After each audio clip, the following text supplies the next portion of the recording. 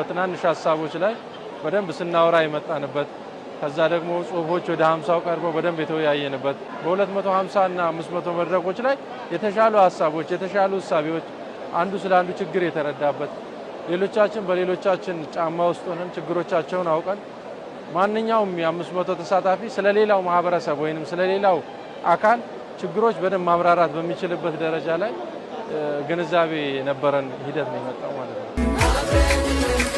ተስማምተን በጋራ ታሪክን እንስራ። በምክክሩ ወቅት እንግዲህ የተነሱ የተለያዩ ሐሳቦች አሉ።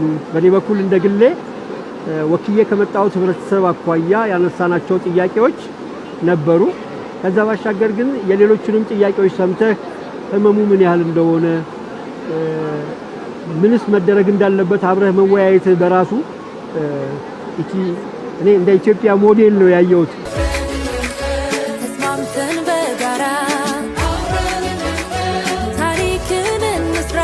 ሀገራዊ ምክክር ኮሚሽን ከእያንዳንዱ ከተለያዩ ከህብረተሰብ ክፍሎች ሁሉንም አካላት ያሳተፈ ምክክር ነው።